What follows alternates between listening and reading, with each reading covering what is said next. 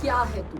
हाँ जी, क्लियर शब्दों में क्या है तू? केतु जो ग्रह है इतना रहस्यमयी ग्रह है कि इसको समझना बहुत मुश्किल है। उसकी पोजीशनिंग, उसकी पावर, जिस घर में बैठता है उससे आपको क्या मिलने वाला है, क्या छूटने वाला है, ये सब एक बहुत ही गहरा रहस्य है।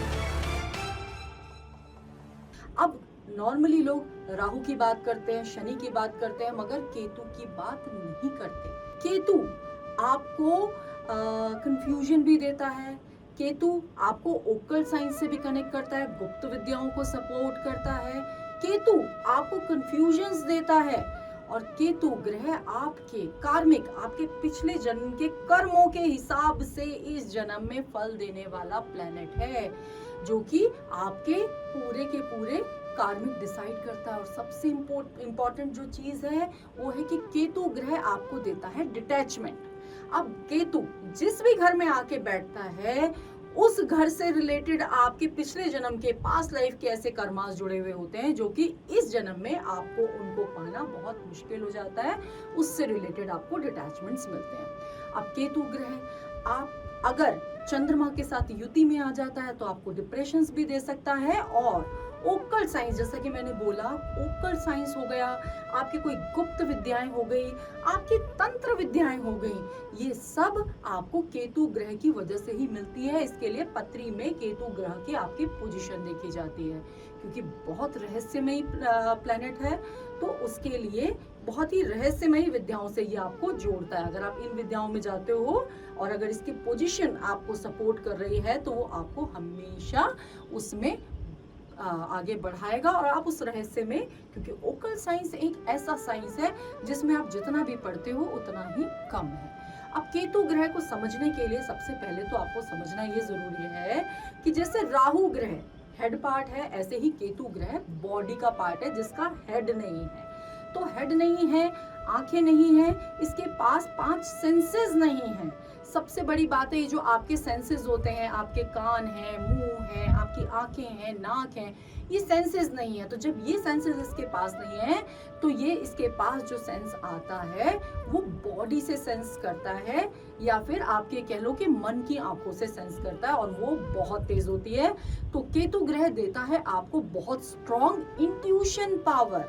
आपकी इंट्यूशन पावर बहुत स्ट्रॉन्ग हो जाती है। नॉर्मली अगर आपने देखा हो 7 नंबर वाले, 7 नंबर जिनका पर्सनालिटी नंबर हो या जिनका भाग्यांक हो, डेस्टिनी नंबर हो, उनकी इंट्यूशन पावर बहुत स्ट्रॉन्ग होती है। आपकी पत्री में केतु ग्रह कहाँ बैठा हुआ है वो भी डिसाइड करता है कि आपकी इंट्यूशन पावर कैसी होगी। केतु ग्रह और जुपिटर की अगर युति बनती है तो वो भी आपको इंट्यूशंस, भरपूर इंट्यूशंस देता है। तो केतु ग्रह इंट्यूशंस के लिए जाना जाता है। क्यों? क्योंकि हेड नहीं है तो बाकी सब चीजें इसकी कम हो गई, मगर इसकी जो सेंस करने की शक्ति है वो मल्टीप्लाई हो गई, क्योंकि और 4 सेंस ऑर्गन्स इसके पास नहीं है। तो जब हम बात कर रहे हैं राकेश की तो हमने राहु की बात की, अब हम केतु की बात कर रहे हैं। तो केतु भी प्ले करता है बहुत इंपॉर्टेंट रोल आपकी लाइफ में। केतु एक वो प्लेनेट है जो आपकी चलती चलती नौकरी को रोक भी सकता है, आपका चलता हुआ व्यापार एकदम से बंद हो सकता है, सडनली आपके साथ कोई दुर्घटना हो सकती है, सडनली आपके साथ कुछ ऐसा हो जाए कि आपकी लाइफ पलट सकती है। और दूसरी तरफ देखें तो केतु आपकी कॉम्पिटिशन्स का भी कारक है। आपकी कॉम्पिटिटिव स्पिरिट कैसी रहेगी ये भी केतु देता है। आप ओकल्ट साइंस से जुड़ के कितना अच्छा करोगे ये भी केतु से मिल रहा है। आपकी इंट्यूशन पावर के थ्रू आप किसी आने वाली परेशानी को पहले से सेंस कर सको, ये भी आपको केतु से ही मिलता है। तो परेशानियां भी हैं, मगर केतु के प्लेसमेंट्स अगर देखो तो वो आपको एक अच्छे तरीके से भी या अच्छे वे में भी दे रहा है। और सबसे ज्यादा इंपॉर्टेंट है आपके कार्मिक, आपका पुराने जन्म के जैसे भी कर्म होते हैं उसी हिसाब से आपको अपनी पत्री में केतु की पोजीशन मिलती है। और जैसा कि मैंने बोला केतु देता है डिटैचमेंट, तो जिस भी घर में बैठता है उस घर से आपको डिटैच करने की पूरी कोशिश करता है। अब इसको एग्जाम्पल से थोड़ा सा समझ लेते हैं। आपकी अगर आपके पास पत्री है तो उसमें अगर वो दूसरे घर में बैठ गया है, मान लीजिए एक छोटा सा एग्जांपल मैंने लिया, इसको डिटेल में फिर किसी और वीडियो में पढ़ेंगे। दूसरे घर में बैठ गया, मान लीजिए आपका सेकंड हाउस, हम जब काउंट करते हैं तो 12 घर होते हैं। पहले घर से आप जब दूसरे घर में चले जाते हो, दूसरा घर होता है आपका धन का, आपका कुटुंब का, आपकी वाणी का। तो ऐसे में क्या होता है कि नॉर्मली लोगों के जो प्रिडिक्शन होता है वो होता है कि भाई केतु सेकंड हाउस में बैठ गया, आपकी लाइफ में तो धन है ही नहीं, आपके भाग्य में ही धन नहीं है, आपको नहीं मिलेगा। ऐसा नहीं होता है। उस चीज को, उस एनवायरनमेंट को समझना बहुत जरूरी है। उस चीज को आपने हैंडल कैसे करना है वो समझना बहुत जरूरी है।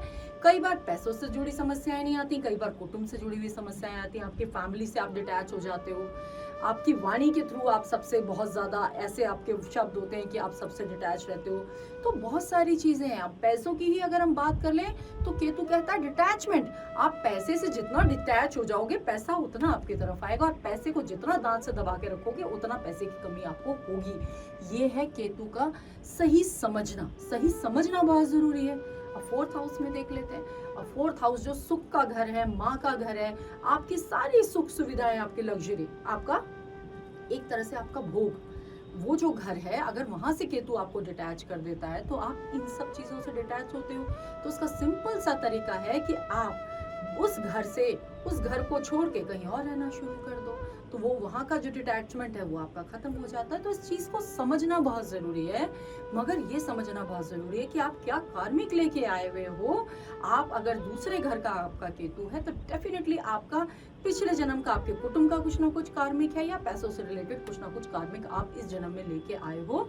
तो इस जन्म में अपने कर्म सुधार लीजिए, ताकि अगले जन्म में आपको केतु की ऐसी पोजीशन ना मिले कि आपको और ज्यादा भुगतना पड़े।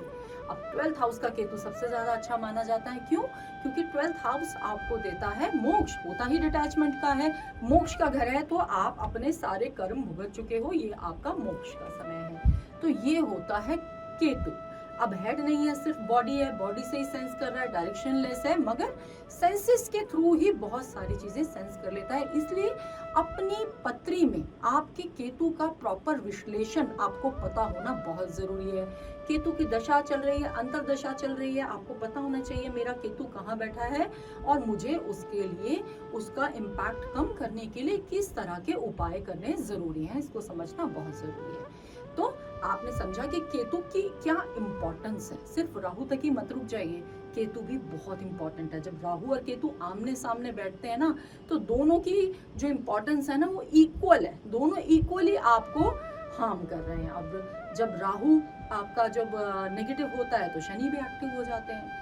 सेम केतु अगर आपका एक्टिव होता है तो बाकी के दो प्लैनेट्स भी एक्टिव होते हैं। बाकी के प्लैनेट्स की पोजीशन भी देखना जरूरी हो जाता है। केतु के साथ साथ राहु की पोजीशन देखना बहुत इंपॉर्टेंट होता है। तो केतु, अब मैं इतना हमने समझ लिया कि केतु हमें क्या देता है, क्या नहीं देता है, डिटैचमेंट देता है। तो अब इसका उपाय क्या है? केतु की अगर हम प्रॉब्लम्स से जूझ रहे हैं, अब केतु की प्रॉब्लम्स क्या हो गई? केतु से रिलेटेड प्रॉब्लम मैंने आपको बता दिया।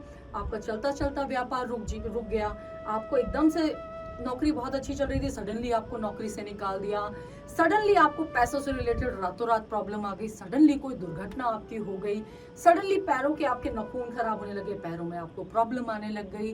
तो ये सब जितनी भी चीजें हैं, और सबसे इम्पॉर्टेंट, अगर आपकी बॉडी में, आपकी किडनी में कोई प्रॉब्लम आ रही है या किडनी से रिलेटेड किसी भी प्रॉब्लम से आप ग्रस्त हैं, तो वो सिर्फ और सिर्फ केतु ग्रह देता है। तो पहले समझ लीजिए कि अगर इस तरह की प्रॉब्लम्स आपकी लाइफ में आ रही हैं तो आपके लिए उपाय करना बहुत जरूरी है। तो नॉर्मली तो केतु का सबसे ज्यादा स्ट्रॉन्ग उपाय होता है कुत्तों की सेवा करना। कुत्ते कौन? डॉग्स।